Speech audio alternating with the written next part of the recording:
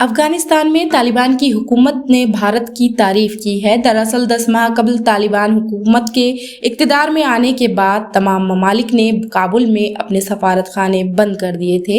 अब एक बड़ा कदम उठाते हुए भारत ने काबुल में अपना सफारत खाना दोबारा खोल दिया है।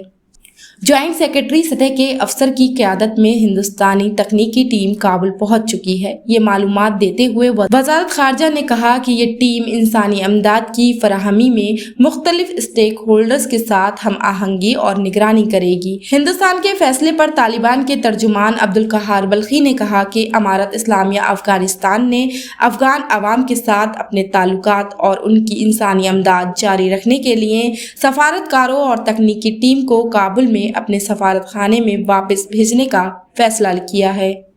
बल्खी ने आगे कहा, अफगानिस्तान में हिंदुस्तानी सफारतकारों की वापसी और सफारत खाने का दोबारा खुलना जाहिर करता है कि मुल्क में सिक्योरिटी कायम है और तमाम सियासी और सफारती हुकूक का एहतराम किया जाता है। तालिबान के तर्जुमान ने बैनुल अक़वामी सफारती तरीक़ों के मुताबिक तमाम मौजूदा सफारत खानों की हिफाजत की यकीन दहानी कराई।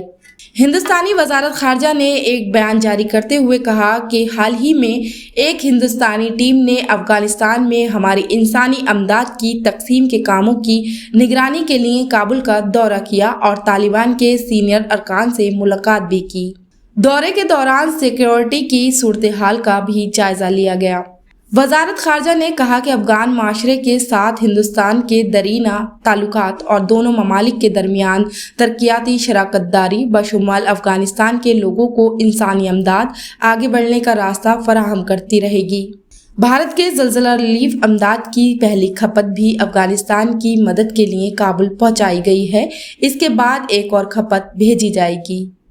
ब्यूरो रिपोर्ट, मिल्लत टाइम्स। मिल्लत टाइम्स की खबरें पढ़ने, सुनने और देखने के लिए गूगल प्ले स्टोर से ऐप डाउनलोड करें। यहां आप उंगली की क्लिक में पढ़ सकते हैं 4 ज़बानों में न्यूज़, उर्दू, हिंदी, अंग्रेजी, बंगला। आप ऐप पर मिल्लत टाइम्स की वीडियोस भी देख सकते हैं।